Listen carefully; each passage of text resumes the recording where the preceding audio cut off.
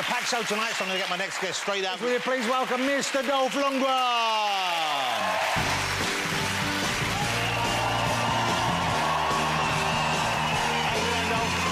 Don't worry, no politics. Work it out. OK. I just said, Dolph, don't worry, no politics. Yeah. Sit down. How you doing? Please, no politics. Was that 27, 28 years ago, I believe, that you made Rocky IV? That's a long time ago. The fights in that, you know, I know obviously there's a lot of smoke and mirrors involved in movie making, and you're missing when you punch, but sometimes you do connect for real, don't you? Yeah, to the body, you know, you got to hit a little bit. So. You have to, because you can't fake that. So fighting with Sly, or Sylvester Stallone, as everyone else knows him, but to me, Sly. Fighting with Sly, are you allowed to hit the star like that? Is that acceptable? Is that permissible? Certain times, yeah, you have to make it look good, you know. OK. And does he get cross with you afterwards, or is he OK with that? He just goes to the hospital for a couple of weeks. Are you ever surprised at the way your career panned out? Because you're not someone who started off wanting to be in movies, did you? No. You got a degree in, is it chemical engineering? Chemical engineering, yeah. Okay. And that was a master's degree? Yeah. So presumably that was where you wanted to head? Yeah. So at that age, what did you want to do with your life? Well, I had a scholarship to MIT in Boston, and wanted to finish there and get a PhD and maybe go to Harvard or something, but then I met Grace Jones, you know, if you remember her. You love Grace Jones? Yeah, she's great, and, well, that's what happened. I got a little confused. Intoxicated? Yes, that too, yeah. So she was in movies, so she got you into movies? No, she got me into modeling, actually, in New York, and then to get my green card, and then, well, I went up for a couple of movies, and, yeah, without really having planned it, I was became kind of a movie star, I guess. And then, but then you stayed in it. And so did you ever think, OK, maybe I should go back to doing what I was doing before? Or did you think, OK, I mean, what made you stay in that rather than go back and following the career path you had mapped out for yourself? Well, you know, I used to paint, I used to play drums, play, you know, trombone and do art when I was a kid.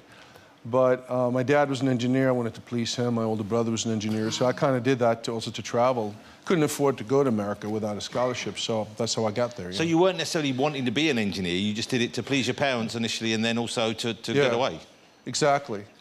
But my dad, you know, my dad was an officer, and he was kind of a tough guy, you know, he was a disciplinarian, and, you know, that's the reason I started with karate, because he was a little rough with me, you know, when I was a kid. So I started, you know, contact sports, and, you know, arts, you know, acting is a bit of another way to express yourself and get that out of your system. So that's the reason I became an actor, you know. So you started the contact sports to sort of protect yourself from your dad? I started to, not to protect myself, but more to, like, feel strong and kind of get over the fact that he was quite abusive, you know, when I was a kid.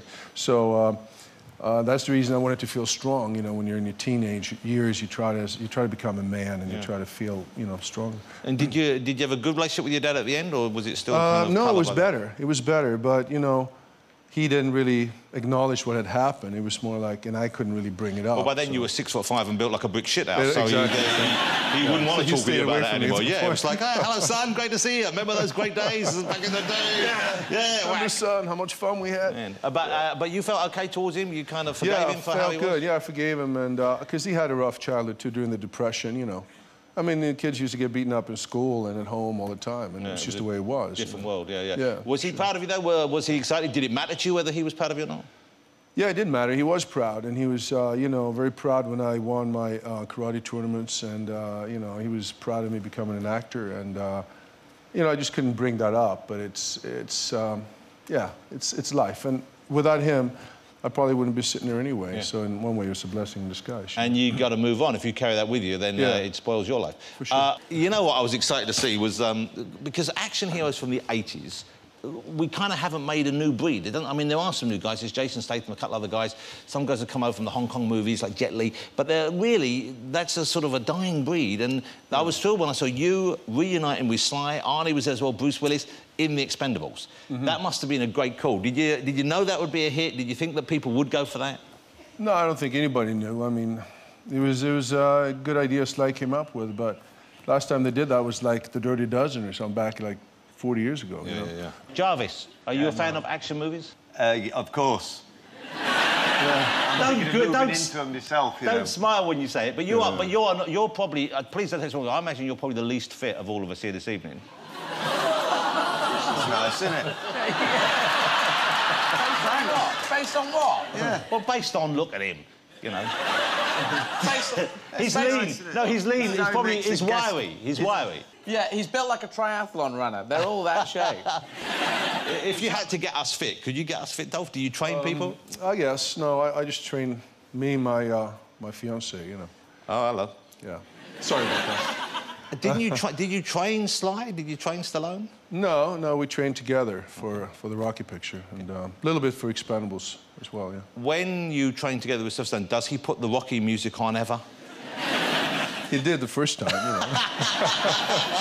know. OK. Yeah. Dolph has got a new movie out. Now, I like the Universal Soldiers movie. This was the first one, so it was you and Jean-Claude Van Damme. Mm-hmm. And I saw the first one, and at the end of the first one, the character you played dies. Yeah. So then I go to see the second one. Nobody saw the second one. Well, I saw it on DVD. Okay. Right. OK. I wasn't in that, you see. OK. Okay. Then they bring out the third one. Yeah. And even though you're dead, you're back. Yeah, well... Now... I had a few bills to pay, you know. Now, this is where there's plot twist. At the end of the third one... Yeah. You die. Yeah, you're right. Yeah. So now there's a fourth one. Mm-hmm. Same thing. How are you back again? More bills. Coming back once, how can you come back twice? Dolph, it's a pleasure to have you here. Dolph Lundgren.